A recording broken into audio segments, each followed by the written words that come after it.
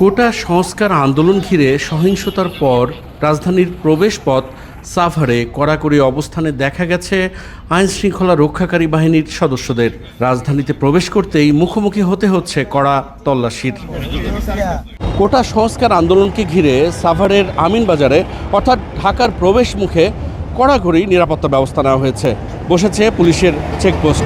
দর্শক, আমিনবাজার থেকে আমি এনটিভির স্পেশাল করেসপন্ডেন্ট জাহিদুর রহমান সঙ্গে আছে, আপনাদের জানাবো এখানকার বিস্তারিত। এখন জন্ম সনদ দিয়ে খোলো বিকাশ স্টুডেন্ট অ্যাকাউন্ট, নিজের বিকাশ নিজে কর। ঢাকা আরিচা মহাসড়কের আমিনবাজারে দূরপাল্লার বাস থেকে প্রাইভেট কার এমনকি অ্যাম্বুলেন্সও বাদ পড়েনি এই তল্লাশি থেকে। বাসের ওভারহেড বিন থেকে লাগেজ ট্রাঙ্ক সকল কিছুই ছিল তল্লাশির আওতায়। আর এর মধ্যে দেখবা যে লাঠি শুটা বা একাধিক লোক ক্যাশ করে উঠছে কিনা, তারা সে রাইড করতে যাচ্ছে ঢাকা শহরে, এটা একটু চেক দেন।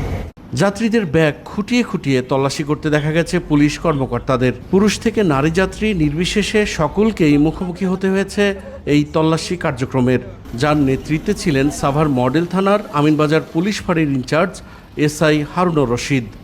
এটা হঠাৎ করে চেকপোস্ট না, আপনারা জানেন। এখন জন্ম সনদ দিয়ে খোলো বিকাশ স্টুডেন্ট অ্যাকাউন্ট, নিজের বিকাশ নিজে কর।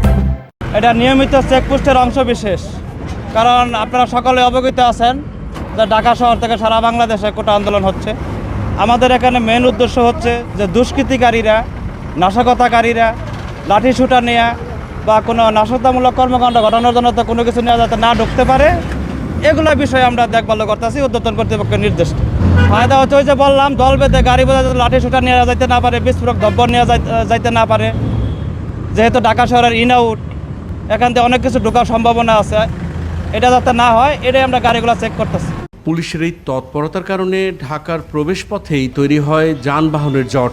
হঠাৎ করে বসাই চেকপোস্ট ও বিরামহীন তল্লাশির মুখে পড়া যাত্রীদের চোখে মুখে বিরক্তি থাকলেও ছিলেন নির্বাক, কারণ যাত্রাপথটাই তো ঝক্কি ঝামেলার।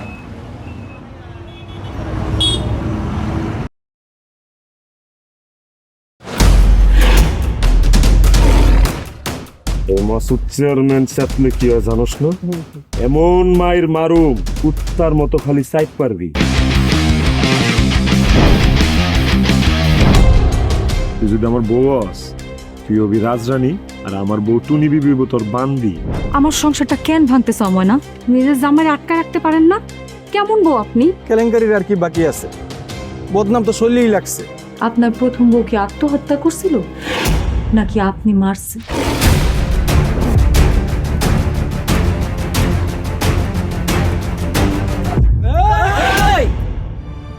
ময়না তো পালাইতে চায় না। ওরে পালাইতে হইবই। ময়না রে, তুই আমারে মাফ করে দিস। আমারে খাওয়ানোর মধ্যে বিষ মাখায় মেরা ফলাইতে চাস? মাইরা একেবারে আম গাছের লগে ঝুলাই দিবেন যেমনি আপনার বড় বড় মাইরা ঝুলাইছিলেন।